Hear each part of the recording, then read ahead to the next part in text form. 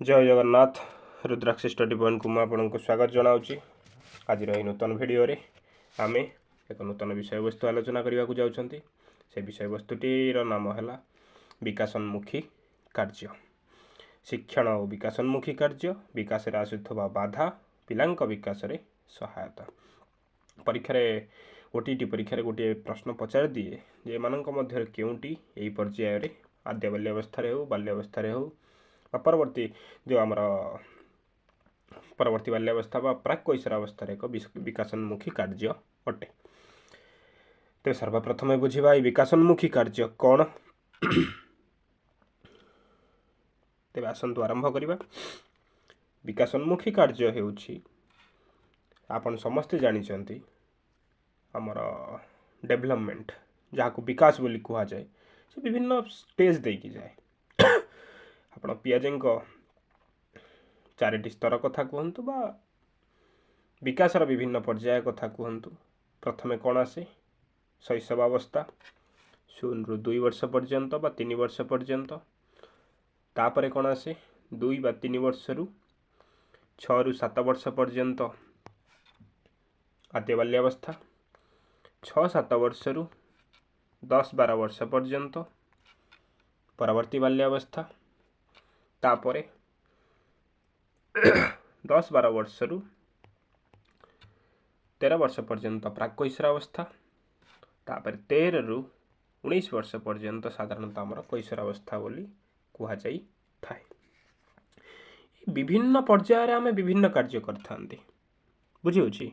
ये विभिन्न पर्यायर आम विभिन्न कार्य करथांती। से कार्य गुड़िक किपरि होइथाय ताकू नेकी कह जाए विकासोन्मुखी कार्य। जदि विकासर विभिन्न पर्यायर व्यक्ति जो दक्षता मनोवृत्ति ज्ञान आहरण करने उचित ताहाकू हेबिंगहस्ट विकासोन्मुखी कार्य व विकासशील विकासकालीन कार्यभार बोली कही छंती। कौन कहले जो पर्यायर जो जिनसटी हवा आवश्यक जदि से जिनसटा को हेला ताकू कह जाए विकासोन्मुखी कार्य। जदि हेलानी तान कहवा कि आम तार विकासोन्मुखी कार्य हो पारू नाही। तेणु शैशवावस्था जो कामटी हवा दरकार जदि परवर्ती समय आम विकास होउची बोली कहवा को बुझेवा को आमको पड़ो तेणु शैशवावस्था से कार्यटी की करवा आवश्यक। ये साधारणतः शैशवावस्था कौन विकासोन्मुखी कार्य को धरा जाई न थाए कारण से समस्त कार्य आमर सेन्स मध्यम होता है। सेंसरी मेट्रो स्टेज बोली से पियाजी ताकू कहते सब पंचेन्द्रिय इंद्रिय माध्यम कार्य होता है। तेणु आमर विकासोन्मुखी कार्य किए कहते हेबिंगहस्ट लिखिदे हेबिंगहस्ट से कौन कहते डेभलपमेंटाल टास्क जोटा को आमर कहुए कौन कहुए डेभलपमेंटाल टास्क। डेभलपमेंटाल टास्क बोली कह जाए से ये विकासोन्मुखी कार्य को आद्य बाल्यावस्था परवर्ती बाल्यावस्था और कैशोरावस्था को नहीं कहले आम परीक्षा उपयोगी 3टी कथा पढ़ा। आद्य बाल्यावस्था परवर्ती बाल्यावस्था प्राक कैशोरावस्था। कैशोरावस्था साधारणतः सेकेंडरी स्कूल परीक्षा ओएसटीटी आवश्यक हो ओटीटी आवश्यक हो न थाए। तेबे ये जो विकासोन्मुखी कार्य को जानिले कौन हम तो आम जापर जे पिलाटी शिक्षण पाई प्रस्तुत होइछि ना नहीं प्रथम कथा है। द्वितीय कथा है यही विकासोन्मुखी कार्य रु आम जापर पिलाटर डेभलपमेंट होउछि ना नहीं। तेबे समय आउ एथिरे बेसी नष्ट करबानी सीधा सड़क आसीबा परीक्षा रे आसुथुवा प्रश्न। देखंतु ये लिखाई आद्य बाल्यावस्था विकासोन्मुखी कार्य कौन कौन होता है। आद्य बाल्यावस्था आद्य बाल्यावस्था को कौन कहुछि 2 ରୁ 6-7 जहाँ भी कहीपर 2-3 ରୁ 6-7 2-3 ରୁ 6-7 से कौन कर निज शरीर रे आवर्जना निष्कासन कार्य को नियंत्रण कर से झाड़ा परिश्रा जहाँ भी हो से एथर नियंत्रण करने आस्ते आस्ते शिखिज केबे 2 ରୁ 7 वर्ष है। लिंगगत पार्थक्य निर्णय कर जापर पुओ किए झील किए तत्संबंधी शिष्टाचार शिखा किपर व्यवहार करने आवश्यक। गोटे सब भल कथा जानते प्रभेदीकरण और एकीकरण डिफरेन्सीएसन से कर 2 वर्ष पर्यंत से समस्त पाक पलैब कि तापर आस्ते आस्ते जापर जे बापा किए माँ किए तापर कांदिबा आरंभ हम जदि बापा माँ ठार अलग करा बुझीगला तेणु 2 ରୁ 7 वर्ष कथा कहूँ सी ए जापर क्या पाखे कौन व्यवहार देखा दरकार व्यवहार इन सेन्स माने से कांदिबा बा खुशी हवा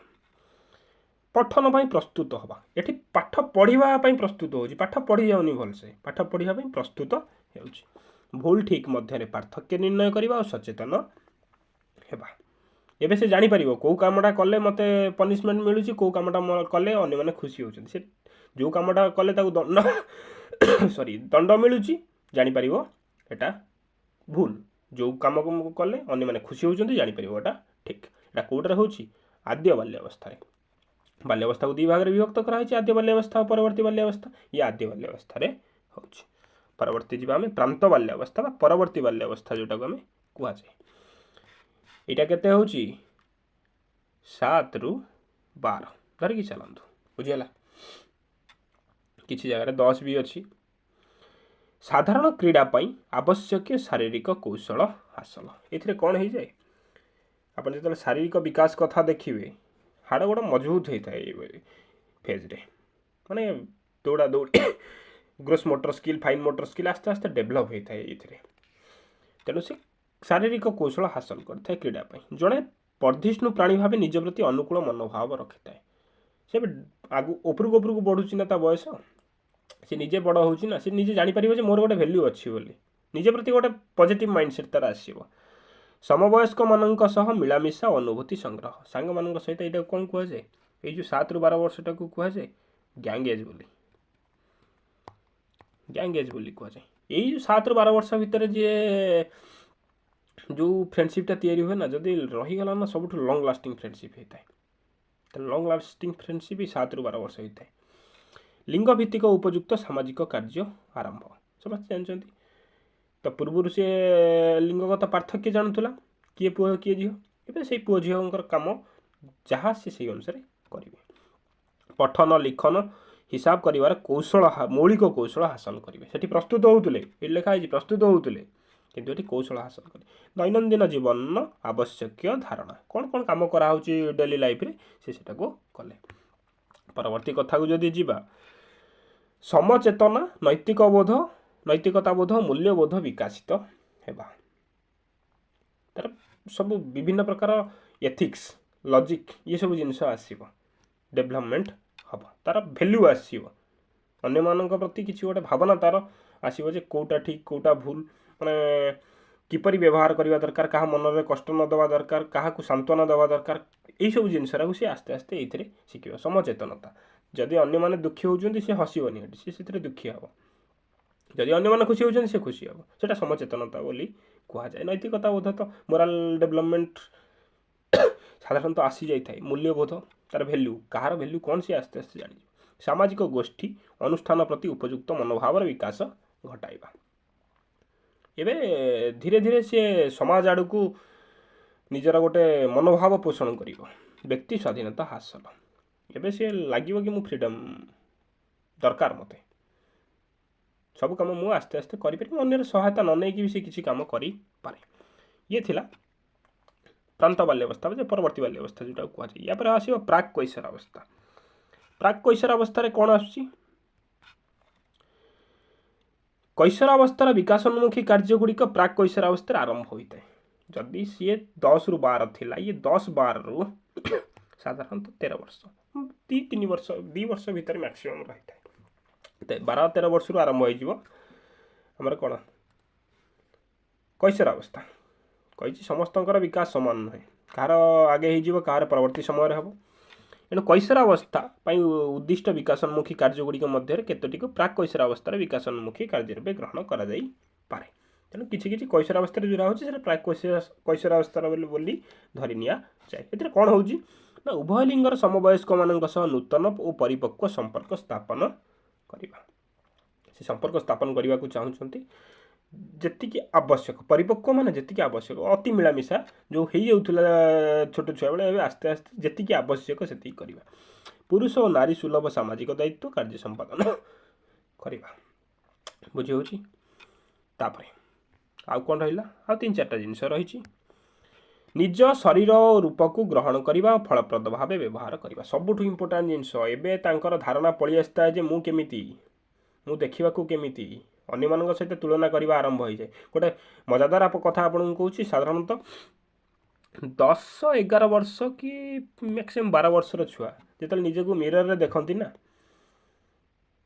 से निजे जापारती जे ये मु बोली केबे एक्सपेरिमेंट करेंगे पेडागोजी मान ही एक्सपेरिमेंट केबे एक्सपेरिमेंट करेंगे 10-12 वर्षर भितर पिला से निज मिरर निज इमेजटा को देखिए जापारती जे ये मु बोली बुझीगला। सामाजिक दायित्वपूर्ण कार्यभार ग्रहण करने को आग्रह प्रकाश करने ग्रहण करने और संपादन करने ग्रुपिजिम है कि जो सब कम करेंगे कोलाबोरेशन मेथड रे गणेश पूजा हो सरस्वती पूजा हो कि कौन फंक्शन हो कम सब करेंगे सब कम करेंगे किंतु सी ग्रुप रे करेंगे एकाटिया करेंगे पितामाता अन्य वयस्क मान कबल आवेगिक मुक्ति हासिल करने को चेष्टा करवा। आवेगिक मुक्ति कौन से जो कहते हेटा करबुनी सेटा करबुनी ये करबुनी अधिक जो भल पाइबा देखा साधारणतः कमेवा आवश्यक पितामाता को पेरेन्ट्स को ये कमेना सी निजे भी डिसीजन नवा आस्ते आस्ते आरंभ कर शिखा दरकार सी से मुक्तिटा हासिल करने को चाहता से मत सब कथार सब बर्तमान न कहतु आर्थिक स्वावलंबी हाँपाई प्रस्तुत हवा एवं कहते कि मुझ सब रोजगार करदेवी मुझ सब करी साधारणतः हो न थाए किंतु करने को भावी था जदि यही सब विकासोन्मुखी कार्यगुड़िक ठीक ठीक हो जाना जे पिलाटर डेभलपमेंट हो परीक्षा बहुत गुरुत्वपूर्ण ये डायरेक्ट गोटे क्वेश्चन पकई दूसरी आशा करुँच आज भिडियोटी आपको भल लगी जदि भल लगे तेबे मन ध्यान देकी पढ़े तेबे रही धन्यवाद जय जगन्नाथ।